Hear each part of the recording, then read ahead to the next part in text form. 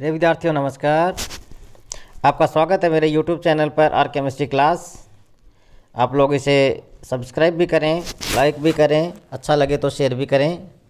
आप मेरे जितने भी YouTube के जो नोट्स हैं वो आज तक जो पढ़ाए हैं वो सारे YouTube पर उपलब्ध हैं। आज हमारा इसी पी ब्लॉक में जो अभी हम चढ़ रहे हैं, कल हमने जो हाइड्रोजन के बारे में चर्चा की थी, अर्थात नाइट्रोजन के हाइड्राइड, उसी के अंदर हम पढ़ रहे हैं अगला टॉपिक हाइड्रोक्सिलेमिन। अर्थात जो NH2 था वहाँ पर NH2 की जगह OH आ गया तो ये हाइड्रोक्सिल एमीन हो गया NH2OH। यहाँ पे नाइट्रोजन के ऊपर एक लोन पेयर है, तो यहाँ पर जो बॉन्ड है ना वो नाइट्रोजन और ऑक्सीजन के बीच में, और हमने नाइट्रोजन में पढ़ा था वहाँ पे नाइट्रोजन नाइट्रोजन के बीच में बॉन्ड था। तो यहाँ पर NH2OH है तो ये हाइड्रोक्सिल एमीन है।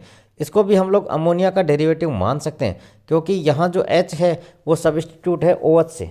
जैसे हाइड्रोजन में H सब्स्टिट्यूट NH2 से था, तो यहाँ पर हाइड्रोजन सब्स्टिट्यूट OH से है, तो हम कह सकते हैं यह भी एक अमोनिया का डेरिवेटिव है।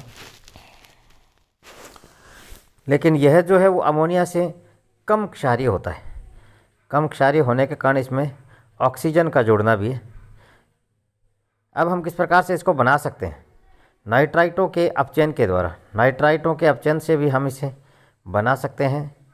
अत्यंत कम तापक्रम पर सोडियम कार्बोनेट की उपस्थिति में यदि सोडियम नाइट्राइट के विलयन में सल्फर डाइऑक्साइड को प्रवाहित किया जाए तो पहले हाइड्रोक्सिल एमीन का सोडियम सल्फेट लवण बनता है, जो थोड़े से H2SO4 के साथ गर्म करने पर जल अपघटित हो जाता है और हाइड्रोक्सिल एमीन बाईसल्फेट बनाता है। अब ये Na2CO3 सोडियम कार्बोनेट है और ये SO2 है सल्फर डाइऑक्साइड, और H2O के साथ रिएक्शन की तो हमारे सोडियम बाईसल्फाइड और सोडियम बाइकार्बोनेट हमें प्राप्त हुआ। और सोडियम जो नाइट्राइट है उसकी रिएक्शन सोडियम बाईसल्फाइड से हमने करवा दी, तो अब हमारे को प्राप्त हुआ OH NSO3 Na की होल ट्वाइस और सोडियम सल्फाइड और H2O। तो इसके साथ बनने से हमारे को क्या मिला?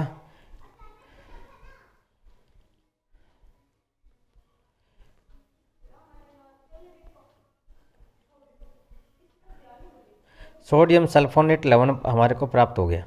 तो यही सोडियम सल्फोनेट लवण है, इसकी रिएक्शन हम बेस के साथ H2SO4 के साथ करवा दें, थोड़े से H2SO4 के साथ गर्म करते हैं और उसके बाद जल अपघटित हो जाता है, तो यहाँ पर यह हमें मिलता है हाइड्रोक्सिल एमीन का बाईसल्फेट।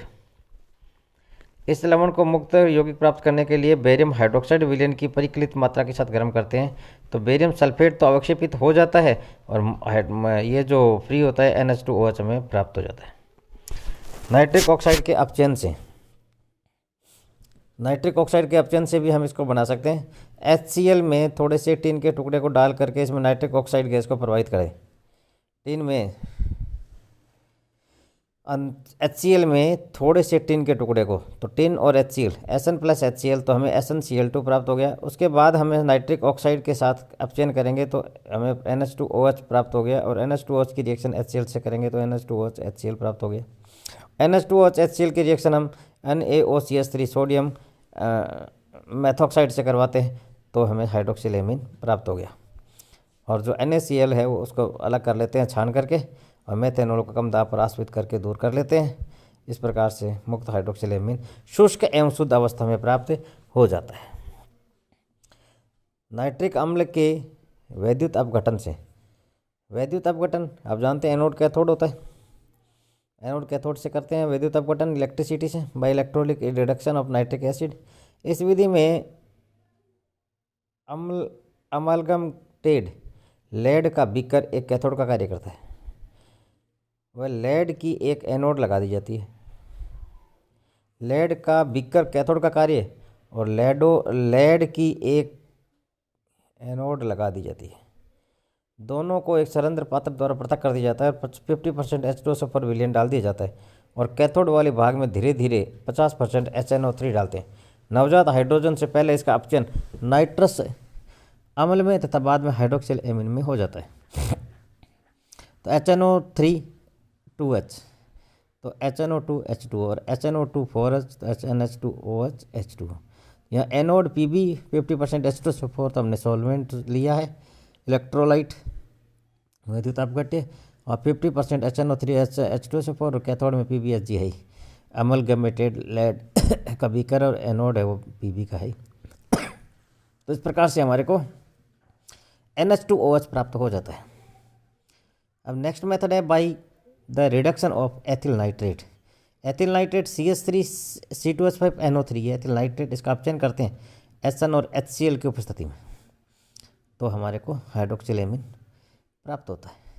निर्जलीय हाइड्रोक्सिल एमीन को प्राप्त करने के लिए ऑर्थोफॉस्फेट लवण बनाकर उसे कम दाब पर 125 डिग्री सेंटीग्रेड पर गर्म करके आश्रित करते हैं।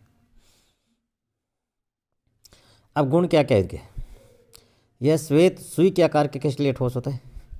20 मिलीमीटर दाब पर इसका गलनांक 33 डिग्री सेंटीग्रेड और कथनांक 28 डिग्री सेंटीग्रेड होता है। यह अस्थायी होता है अतः इसे 0 डिग्री सेंटीग्रेड पर रखा जाता है। जल में अत्यंत विलयशील है और अल्कोहल व ईथर में कम विलयशील है। इसके इथरीय विलयन से इसका क्रिस्टलीकरण किया जाता है।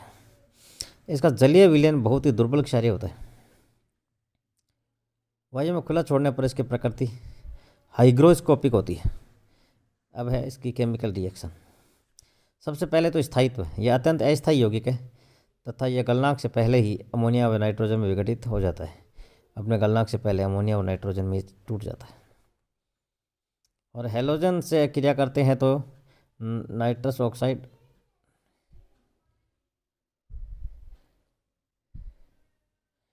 हेलोजन से क्रिया अत्यंत विलयशील होने के कारण हेलोजन में ये विस्फोट करता है, आराम से विस्फोट करता है। पोटेशियम परमैंगनेट व पोटेशियम डाइक्रोमेट में भी ये विस्फोट करता है।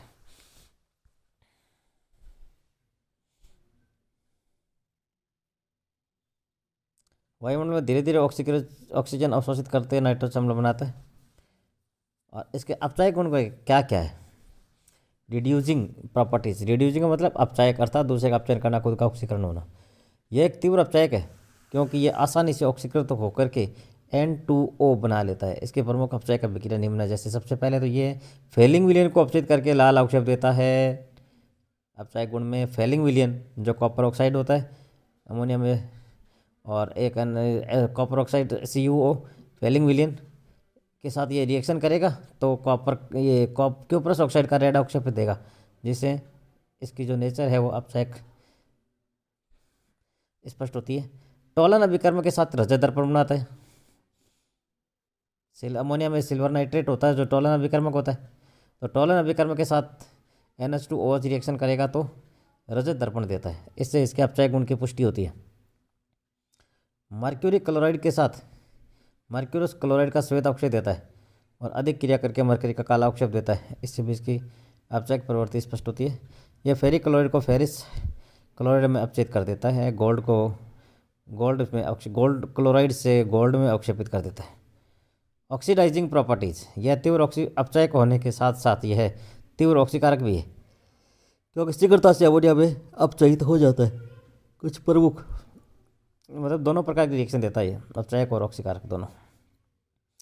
अब ऑक्सीकारक के अंदर जैसे आयरन हाइड्रोक्साइड है, इसकी रिएक्शन NH2OH से करते हैं और जल की उपस्थिति में तो ये FeOH थ्राइस, तो फेरस था वो फेरिक में चेंज हो गया था, अर्थात ऑक्सीकरण का काम इसने किया। सोडियम आर्सेनाइड को यह है सोडियम आर्सेनेट में अवक्षेपित कर देता है, तो ये इसका ऑक्सीकारक गुण है। क्षारीय गुण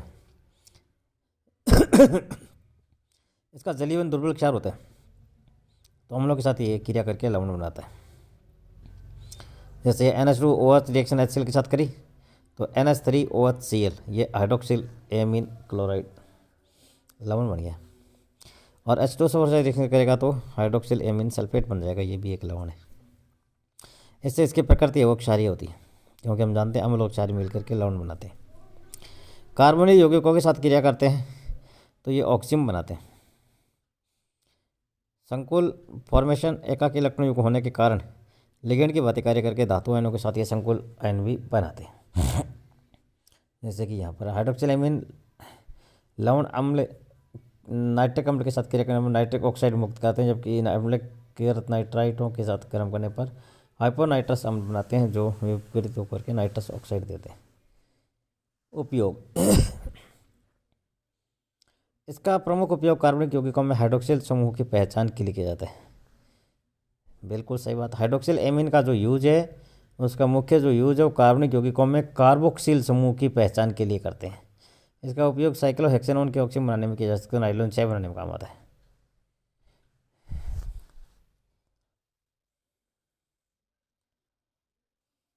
संरचना इसके लिए निम्न संरचना दी गई। अमोनिया के एक हाइड्रोजन परमाणु के स्थान पर एक हाइड्रोक्सिल समूह होता है। तो अमोनिया और हाइड्रोक्सिल एमीन की लगभग एक जैसी संरचना होती है।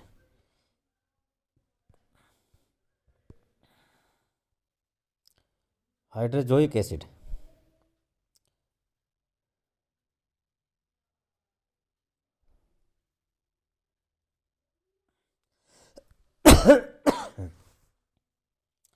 इसे एजोएमाइड भी कह सकते हैं, N3H, इसे एजोएमाइड,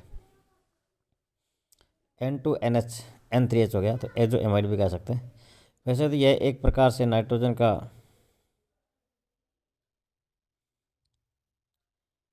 हाइड्राइड है, लेकिन यह अमोनिया हाइड्रोजन आदि से बिल्कुल मेल नहीं खाता।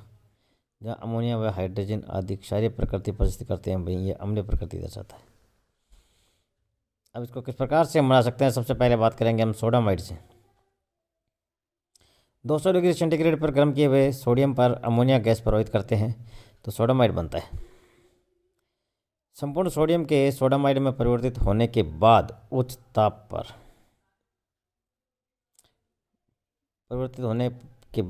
उस पर नाइट्रस ऑक्साइड को प्रभावित किया जाता है, जिसे सोडियम एजाइड बनता है, जो H2SO4 के साथ आश्रित करने पर मुक्त अम्ल देता है। हाइड्रोजोइक अम्ल बनता है। देख लीजिए, सोडियम है NH3 के साथ रिएक्शन तो सोडामाइड बन गया NaNH2। NaNH2 की रिएक्शन नाइट्रस ऑक्साइड के साथ करवाया तो ये सोडियम का एजाइड बन गया, और सोडियम के एजाइड की रिएक्शन H2SO4 से करवाई तो ये हाइड्रोजोइक एसिड बन गया। हाइड्रोजन के लवण से हमें पता हाइड्रोजोइक एसिड बनता है, पहले हमने पढ़ लिया था।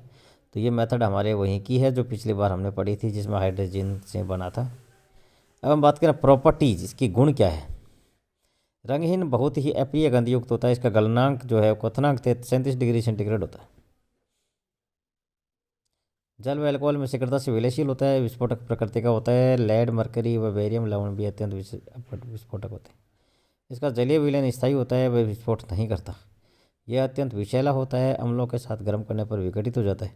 यह अस्थायी यौगिक है, गर्म करने पर विघटित हो जाता है। केमिकल रिएक्शन, सबसे पहले बात करें अम्लीय गुण। सबसे इंपॉर्टेंट ये है कि बाकी जो नाइट्रोजन के हाइड्राइड थे ना, उनमें क्षारीय गुण ज़्यादा थे, लेकिन यह एक ऐसा कंपाउंड है N3H जो अम्लीय गुण प्रदर्शित करता है। यह इन सब में एक डिफरेंस है।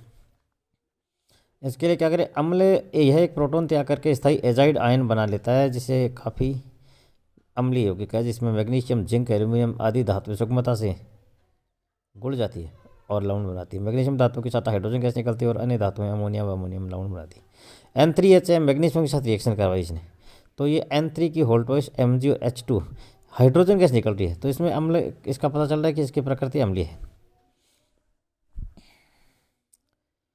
इथरीय विलयन में धातुओं के हाइड्राइड व हाइड्रोजिक अम्ल से में भी धात्विक एजाइड बनते हैं। सिल्वर नाइट्रेट के विलयन में हाइड्रोजोइक अम्ल की वाष्प को प्रभावित करते हैं तो सिल्वर एजाइड बनता है। और सिल्वर और मरकरी दोनों के एजाइड Ag(N3) व Hg2N3 की होल्टो श्वेत अवक्षेप पदार्थ होते हैं, अम्लीय पदार्थ होते हैं जो विस्फोटक प्रकृति के होते हैं। अम्लों के साथ क्रिया करते हैं तो ये क्या बनाते हैं, अम्लों के साथ क्रिया करने में विघटित हो जाते हैं और अमोनिया और नाइट्रोजन बनाते हैं। यह अधिक अस्थायी यौगिक है, शीघ्रता से अपने अवयवों में टूट जाता है। इसके विघटन की क्रिया एक्सोथर्मिक है, अर्थात ये टूटने पर ऊर्जा देता है, अत्यधिक मात्रा में ऊष्मा निकलती है। जैसे N3H है, N2 और H2 में टूट गया और 123.2 किलो कैलोरी एनर्जी इसमें से लिबरेट हुई है, निकली है। ऑक्सीडेशन, अम्लीय पोटेशियम परमैंगनेट जैसे प्रबल ऑक्सीकारक हाइड्रोजोइक गुण को नाइट्रोजन में ऑक्सीकृत कर देते हैं, तो ऑक्सीकरण नेचर है इसका। नाइट्रस अम्ल से भी ऑक्सीकृत हो जाता है। अपचयन भी किया हो सकता है, N3H की अपचयन करते हैं तो ये 3NH2 और N3H 3Mi हाइड्रोजन भी बनता है। उपयोग, चूंकि इसे लेड, मरकरी, बेरियम एजाइड लवण विस्फोटक प्रकृति के होते हैं और जरा सी चोट लगने पर विस्फोट करते हैं, इन्हें विस्फोटक प्रेरक कैप के रूप में प्रयुक्त किया जाता है। नाइट्रोजन पदार्थों के संश्लेषण में मध्यवर्ती के रूप में तथा रंजकों में इनका उपयोग किया जाता है। संरचना इंपॉर्टेंट है इसकी स्ट्रक्चर। एजाइड आयन की इलेक्ट्रॉनिक संरचना निम्न 3 अनुनादी संरचनाओं का अनुनादी संकर होती है। एजाइड के अंदर ये ध्यान रखें N3 होता है, तो सबसे पहली संरचना जो है इसके आगे देखिए N3, तो N के ऊपर 2 लोन पेयर है और डबल बॉन्ड है, फिर नाइट्रोजन पे प्लस है, फिर नाइट्रोजन पे 2 लोन पेयर और एक नेगेटिव है। तो ये किस प्रकार से चेंज हो सकते हैं, सेकंड और थर्ड में ये चेंज होते रहते हैं। अर्थात आयन एक रेखीय संरचना के रूप में है जिसमें नाइट्रोजन नाइट्रोजन बंध दूरी 1.16% होती है और 1.16 एंगस्ट्रॉम है, परसेंट नहीं है, ये एंगस्ट्रॉम है, ध्यान रखें, ये परसेंट नहीं है, ये है एंगस्ट्रॉम। उपयुक्त तीनों नदी संरचनाओं में एक में N1 में N3 दोनों सिरों नाइट्रोजन परमाणु sp3 संकरित होते हैं। इस प्रकार बने 3 sp3 संकरित कक्षकों के पास 2-2 इलेक्ट्रॉन है, जबकि एक के पास एक अयुग्मित इलेक्ट्रॉन है और एक 2p कक्षक में भी अयुग्मित इलेक्ट्रॉन है। अतः अयुग्मित इलेक्ट्रॉन वाले शेष sp2 कक्षकों में से एक के पास तो इलेक्ट्रॉन युग्म बना सकता है, जबकि दूसरा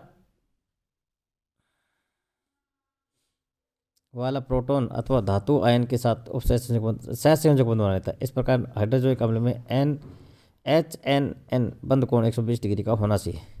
अनादि संरचना में सेकेंड और थर्ड पर ध्यान दें तो इसमें एक सिरे पर नाइट्रोजन परमाणु N अथवा N3 sp संकरित कक्षक में 2 sp संकरित कक्षकों में एक के पास एक इलेक्ट्रॉन युग्म है, जबकि दूसरे N2 के साथ सिग्मा बंध बनाते रखता है। शेष 2 2p व N के साथ 2 सिग्मा बंध बनाते हैं।